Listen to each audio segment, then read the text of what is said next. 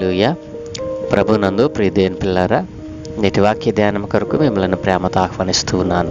నేటి వాక్య ధ్యానముగా 51వ కీర్తన 7వ వచనం నుండి 10వ వచనం వరకు దేవుని లేఖనాన్ని చదువుకొని ధ్యానం చేసుకుందాం. నేను పవిత్రుడు అగునట్లు హిస్సోపుతో నా పాపమును పరిహరింపుము, హిమము కంటేను నేను తెల్లగా ఉండినట్లు నీవు నన్ను కడుగుము. ఉత్సాహ సంతోషములు నాకు వినిపింపుము, అప్పుడు నీవు విరచిన ఎముకలు హర్షించును. నా పాపములకు విముఖుడవు కమ్ము, నా దోషములన్నిటినీ తుడిచివేయము. దేవా, నా యందు శుద్ధ హృదయము కలుగచేయము, నా అంతరంగములో స్థిరమైన మనస్సును నూతనముగా పుట్టించుము. ఆమేన్. ప్రియదేని పిల్లల, చదువుకున్న లేఖ నిమిత్తమై ప్రార్థన చేద్దాం. దయగలిగిన తండ్రి, గొప్ప దేవ, మీ ఘనమైన ఉన్నతమైన నామానికి స్తోత్రాలు నాయన. ఏ మంచి లేని మా జీవితంలో మరొక నూతన ఉదయాన్ని అనుగ్రహించారు తండ్రి. ఈ ఉదయమున నీ దైవమైన లేఖనాన్ని మేము చదువుకొని ఉండగా ఈ లేఖన భాగముల నుండి కొన్ని ఆత్మీయ పాఠాలు మీరే మాకు బోధించి నేర్పించమని యేసయ్య పరిశుద్ధ నామమున అడుగుచున్నాము తండ్రి. ఆమేన్. ప్రభునందు ప్రియ దేవుని పిల్లారా, దావీదు భక్తుడు తన జీవితంలో చేసిన ఆ ఘోరమైన దుష్కార్యమును గురించి ప్రభు సన్నిధిలో పశ్చాత్తాపడుతూ పలికినటువంటి అనేక మాటలు మనం ధ్యానం చేస్తూ వచ్చాము. మరి ఈ దినాన్ని కూడా మనం చదువుకున్నటువంటి లేఖనాల్లో నుండి మరి దేవుని యొక్క ఉద్దేశాలను, దేవుడు మనకి ఏం తెలియచేయబోతా ఉన్నాడో, భక్తుని జీవితంలో నుండి భక్తుడు ఏ విధంగా పశ్చాత్తాపడ్డాడో అలాంటి పశ్చాత్తాపంతో కూడినటువంటి హృదయము మనకు ఉండాలని దేవుడు తన కీర్తనకారుని ద్వారా రచింపజేశాడు. ఇదేం పిల్లారా, నేను పవిత్రుడు అగునట్లు హిస్సోపుతో నా పాపము పరిహరింపము, హిమము కంటేనో నేను తెల్లగా ఉండినట్లు నీవు నన్ను కడుగు. ప్రిదేన్ పిల్లరా, మానవ జీవితము పాపయుక్తమైనది, మానవ పుట్టుక పాపయుక్తమైనది. అలాంటి పాపయుక్తమైన మానవుడు తన జీవితంలో ఏదైతే ఉండకూడదో, ఏదైతే మన జీవితాలపై మరి ప్రభావం చూపకూడదో, దేవుడు ఆశించిన దానిని మానవుడు చేయలేకపోవడం, దేవుడు మానవుడు ఎలా జీవించాలో ఆయన కోరుకున్న రీతిగా మానవుడు జీవించలేకపోవడం, ఇవన్నీ కూడా మానవ పరిపక్వతలో, మానవ యొక్క జీవితంలో మనం ఆలోచన చేసినట్లయితే ఏదో ఒక మూలన మానవుడు పాపం అనే మరకను అంటించుకుని దేవుని యొక్క పరిపూర్ణమైనటువంటి ఆశీర్వాదానికి దూరమైపోతా ఉన్నాడు. ప్రియదేని పిల్లరా, మరి ఒంటరిగా ఉండి తాను చేయవలసినటువంటి కార్యములు అనేకములుండగా, మరి రాజ్యములోని ప్రజలందరూ దేశము మీదకి వచ్చినటువంటి శత్రువులను తరమటానికి యుద్ధములో ఉండగా ఒంటరిగా ఉండి మరి తన కన్నుతో చేసినటువంటి ఆ పాపము దావీదును ఎంతో భయంకరమైనటువంటి ఉపద్రవములకు నెట్టివేసింది. అయితే అలా నెట్టివేయబడిన దావీదు తన పాపమును కప్పుకొనక ఒప్పుకొనటానికి మరి ఎంతగానో ప్రయాసపడ్డాడు. దేవుని సన్నిధిని ఆయన తన జీవితాన్ని మొత్తంగా ఆయన కుమ్మరించాడు. తన జీవితాన్ని మొత్తంగా దేవునికి సరెండర్ అయ్యాడు. ప్రియదేని పిల్లారా, అందుకే ఆయన అంటున్నాడు కదా, ప్రార్థన చేస్తూ ఉన్నాడు కృంగిన హృదయముతో, వేదనతో. మరి ప్రవక్త అయిన నాతాను చేత గద్దింపబడిన వాడై, మరి తను చేసిన ఘోరమైన తను చేసిన ఘోరమైనటువంటి ఆ పాపము ఎంత భయంకరమైనదో గ్రహించిన వాడై తన్ను తాను దేవుని సన్నిధిలో ఎంతగా పశ్చాత్తాపడ్డాడో ఈ మాటల ద్వారా మనం మరి జ్ఞాపకం చేసుకోవచ్చు. ప్రియదేని పిల్లరా, మరి రాజయ్యుండి, అధికారం కలిగిన వాడయ్యుండి, ధన సమృద్ధి అపరిమితంగా కలిగినటువంటి వాడయ్యుండి, మరి అంతగా దేవుని సన్నిధిలో తను తగ్గించుకున్నాడే. అధికారం ఉన్నటువంటి వాడు దేవుని సన్నిధిలో తన అధికారం లేనివాడిగా మారిపోయాడే.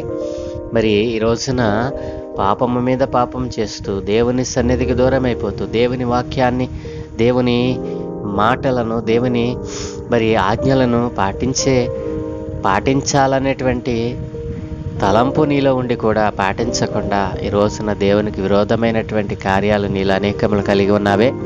నీ జీవితంలో ఇలాంటి పశ్చాత్తాపముతో కూడినటువంటి ఒక దినం ఏదైనా ఉందా అని ఆలోచన చేస్తే, ప్రియదేని పిల్లరా, ఆయన అంటున్నాడు కదా, నేను పవిత్రుడగునట్లు హిస్సోపుతో నా పాపమును పరిహరింపు. నేను ఎలా ఉండాలంటే, హిమము కంటే మంచు ఎంత తెల్లగా ఉంటుందో అంత తెల్లగా నన్ను కడిగేయ అని దేవుణ్ణి వేడుకుంటూ ఉన్నాడు. ప్రియదేని పిల్లారా, పాపము చేసిన వాని జీవితంలో ఆ పాపపు మరక తన జీవిత పర్యంతము కూడా అది అలానే ఉంటుంది. కాబట్టి అలాంటి పాప మరక నా జీవితంలోక ఎప్పుడు ఉండకుండా నీవు నన్ను మంచు వలె తెల్లగా కడిగయ్యా అని దేవుణ్ణి వేడుకుంటూ ఉన్నాడు. ప్రియదేని పిల్లలారా, హిస్సోపు అంటే ఏమిటో తెలుసా? ప్రియదేని పిల్లారా, మనం ఆలోచన చేసినట్లయితే హిస్సోపు అనేటువంటిది ఈ రోజుల్లో మనం దాని గురించి చెప్పాలంటే అది ఒక బ్రష్ లాగా ఉండేటువంటి ఒక చిన్న చెట్టు. ప్రియదేని పిల్లారా, ఒక చెట్టు ఎలా ఉండేది అని అంటే, మరి అది జంతు బలిని అర్పించినప్పుడు ఎవరైనా పాపం చేసి దేవుని సన్నిధికి వచ్చి తమ పాప పరిహారార్థం కోసం జంతు బలి చేసినప్పుడు యాజకుడు ఆ జంతువు నుండి ఒలికించిన రక్తాన్ని హిస్సోపుతో మరి ముంచి ఆ యొక్క బలిపీఠం మీద ప్రోక్షించేవాడు. ప్రియదేని పిల్లరా, మరొక ఆలోచన చెప్తాను. మరి నిర్గమాకాండములో దేవుడు తన ప్రజలను రక్షించటానికి సంహారపు దూతను పంపించినప్పుడు దేవుడు ఇశ్రాయేలు జనాంగానికి ఆజ్ఞ ఇస్తాడు. మీరు మరి గొర్రెను వధించి దాని రక్తాన్ని హిస్సోపుతో ముంచి మీ ద్వారబంధములకు రాయండి అని మరి చెప్తాడు. ప్రియదేని పిల్లరా, హిస్సోపు అనేటువంటిది ఆ యొక్క చిందింపబడిన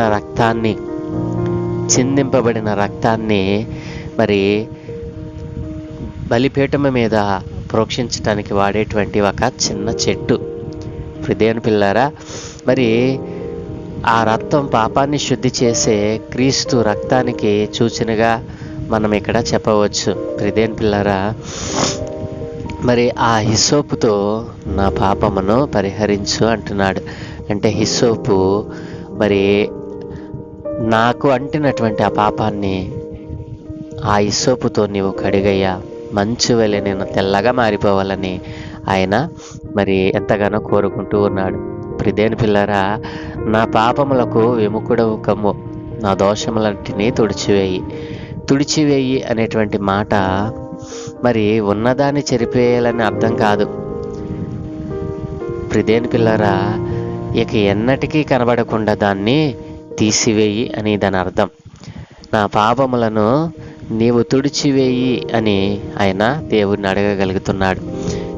ప్రియదేని పిల్లలారా, నేను పవిత్రుడనగినట్లు హిస్సోపుతో నా పాపం పరిహరించు, హిమము కంటే నేను తెల్లగా ఉన్నట్లు నన్ను కడుగు, ఉత్సాహ సంతోషములు మరి నాకు వినిపించు, అప్పుడు నీవు విరిచిన ఎముకలు హర్షించును అని అంటాడు కదా. నా పాపములకు విముఖుడవు కమ్ము, నా దోషములన్నిటినీ తుడిచివేయము.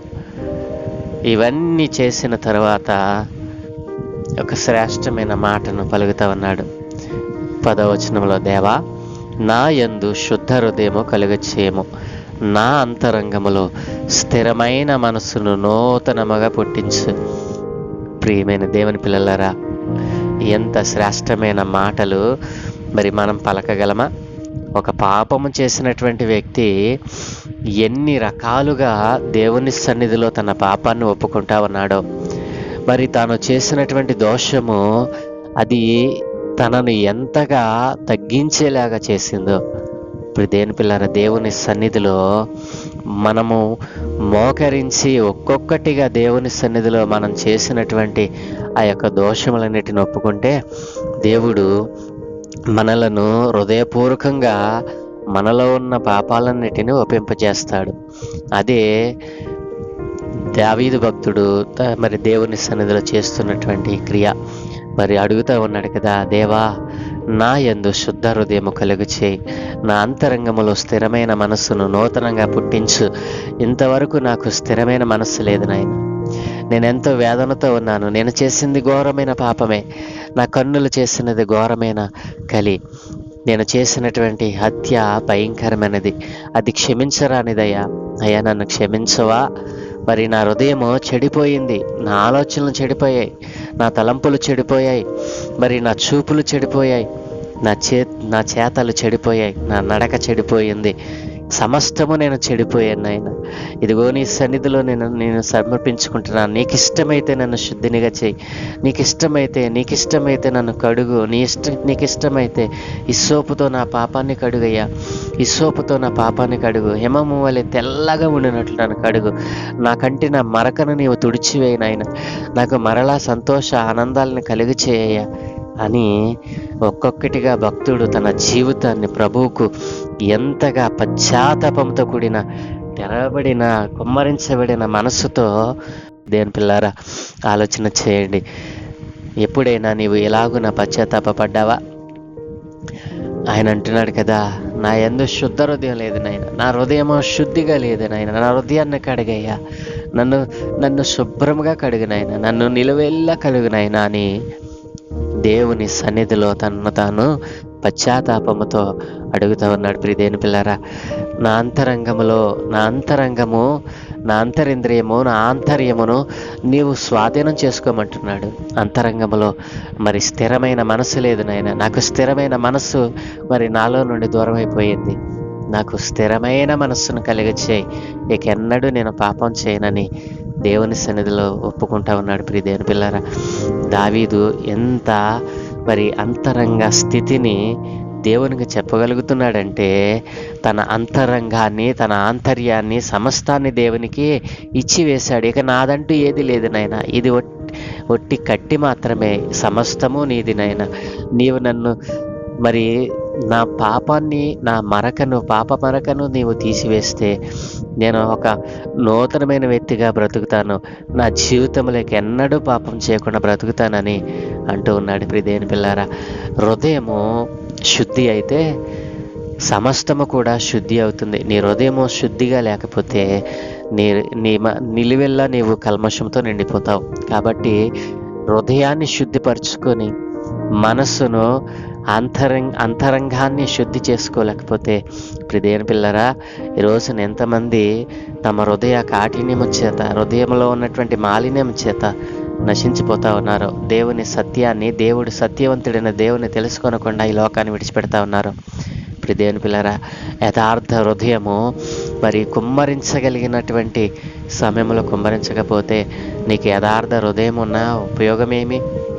దేవుని సన్నిధిలో మరి ఈరోజు నా హృదయంలో పాపముంచుకొని దేవా నన్ను కరుణించు అని ప్రార్థిస్తే ఉపయోగం ఏమిటి? దావీదు భక్తుడు ఎంతగా తగ్గించుకొని తన పశ్చాత్తాప ప్రార్థన చేశాడో, ఈరోజున నీ హృదయం కూడా చెడిపోయి ఉందేమో, పాపముతో నిండి ఉందేమో, మనసంతా పాప ఆలోచనలతో మరి లోక సంబంధమైనటువంటి ఆటపాటలతో నింపివేసుకున్నావేమో. నిన్ను నీవు దేవునికి సమర్పించుకో. మరి పశ్చాత్తాపముతో కూడిన ప్రార్థన, మరి విరిగి నలిగిన హృదయముతో చేసే ప్రార్థన దేవుడు వింటాడని దేవుని లేఖనాలు చెప్తున్నాయి కదూ. దావీదు భక్తుడు ఏ రీతిగా అయితే ఎంత ఘోరమైన పాపం చేసినా ఆ పాపాన్ని క్షమించమని అడగటానికి మరి తన్ను తాను మరి ఎలా దేవునికి సమర్పించుకున్నాడో, పశ్చాత్తాపముతో కూడిన ప్రార్థన నీ జీవితంలో ఉండాలని నీవు కూడా ప్రార్థన చేయి. దేవా, నా యందు శుద్ధ హృదయం కలిగి చేయమని, మరి స్థిరమైన మనసు నూతనంగా నా అంతరంగంలో పుట్టించు అని నీవు ప్రార్థించగలిగితే, నీవెంత ఘోర పాపివైనా నా దేవుడు క్షమించటానికి ఇష్టపడతా ఉన్నాడు. మరి నాతో కలిసి చిన్న ప్రార్థన చేస్తావా? సర్వాధికారి అయిన దేవా, గొప్ప తండ్రి, మీ ఘనమైన ఉన్నతమైన నామానికి స్తోత్రాలు నాయనా. అవును దేవా, నా హృదయము శుద్ధిగా లేదు నాయన. నా హృదయం నిండా పాపము నిండి ఉంది. పాపపు తలంపులు, పాపపు ఆలోచనలు, అయా లోక సంబంధమైన ఆలోచనలతో, శరీర కార్యములతో నాయన నా హృదయం నిండిపోయింది నాయన. దేవా, ఇదిగో తండ్రి, నీ భక్తుడు నాయనా, ఇదిగో ఎలాగున పశ్చాత్తాపముతో తండ్రి హృదయాన్ని శుద్ధి చేయమని అడగగలిగాడు. అలాంటి అర్హత నాయన నీ సన్నిధిలో మేము పొందుకున్నట్లుగా సహాయం దయచేయమని. ఎంతమంది అయితే హృదయ శుద్ధి లేని ప్రజలుగా బ్రతుకుతున్నారో, మనసులో అంతరంగంలో శుద్ధత లేని వారుగా బ్రతుకుతూ ఉన్నారు, వారందరినీ ఒకసారి దర్శించమని. ఇదిగో నీ నామ మెరిగిన వారు అనేక మంది నశించిపోతూ ఉండగా శుద్ధ హృదయము కలిగిన వారే నైనా, ఇదిగో తండ్రి, అంతరంగములో స్థిరమైన మనస్సు కలిగిన వారే నిన్ను ఆరాధించి నేను గణపరిచేవారిగా వారి విశ్వాస్యత, వారి రక్షణ జీవితాన్ని బలపరచమని, నీ నామ మెరిగిన వారికి వారు ఒక పనిముట్లుగా పనిచేస్తూ నీ సువార్తను వారికి అందించేవారిగా వారిని మార్చమని. ఈ దినం మేము చేయ పనులన్నిటిపై మీ కనుదృష్టి వచ్చి మీ దూతలు ఒక ఆపుదలను గ్రహించి మీరే మహిమ పొందుకోమని యేసయ్య నామమును అడుగుచున్నాము తండ్రి. Amen, amen, amen.